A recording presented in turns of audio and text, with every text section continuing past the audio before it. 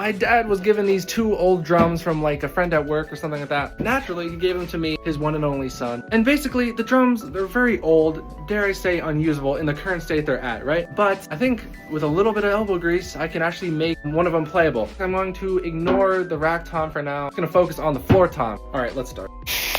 All right, this is what we're working with. I'm not gonna record this next part, but I'm basically just gonna take this apart, do some basic cleaning, and then get to work on some sketches for the design I wanna draw on this. And in about 1 second, you'll see all of that done. All right, so it's almost exactly 24 hours later, and this is what we're at right now. I took all the hardware off the drums, so we just have the nice shell. Here are all the parts, the drum heads, the rims, and I have all the hardware organized into these individual bags. In terms of sketches, I got some general ideas going, very noodly, but that's the general gist. Though I was just holding up 3 pens, I only ended up using one, the golden metallic Sharpie. Worked great.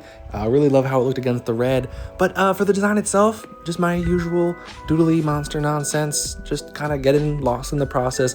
Everything went really smoothly, not gonna lie. I was working on this for a few hours and just enjoying the process, and before you know it, I was just adding some finishing touches, and in the end, I think it turned out pretty cool. I mean, it's kind of exactly what I was picturing, so yes. So I decided I need to buy a new drum head for this tom, right? And at first I was like, let me get Evan's email like I have on my bass drum. That'll create a nice study sound, I think it'll be really sick. But I looked on Sweetwater and it was $70. And I was kind of like, okay, look, I'm not broke, per se, but I also just don't want to spend that much money right now, so that kind of sucked. But then I was like, duh, let me just buy some Evan's EC2s I can have on my tom so it matches. But then I was like, why the fuck does it matter if it matches? Not only is the tom not a pancake drum, it's bright red. So I was like, okay, that's kind of dumb. And then it all kind of came together. I had the idea. It was the same price as the EC2s. I'm finally getting an Evans hydraulic. Yes, it's gonna be freaking awesome. I ordered it right here. Will it end up coming on time before I have to go back to school? It's freaking better. Hey, look, it's clean. So this is before and this is after. I think it looks pretty good. Wasn't able to get some of these weird like other stuff off, but it's fine. It already looks a lot better and I'm happy with that. So I just have to do it with this one and all those parts there, and I'll see you after that. All right, all cleaned up. I think they look really good. Let's put some of it back on the drum.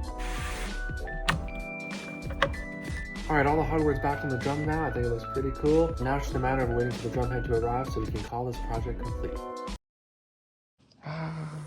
Wow. Oh, that's beautiful. And here's the finished result. I gotta say, I cannot be more happy with how this turned out. This project was so much fun to work on. Giving a new life to a drum was quite the experience, very satisfying and very fun, of course. And I could definitely see myself doing something like this again in the future. But for now, thank you so much for watching, and I'll catch you next time. Goodbye.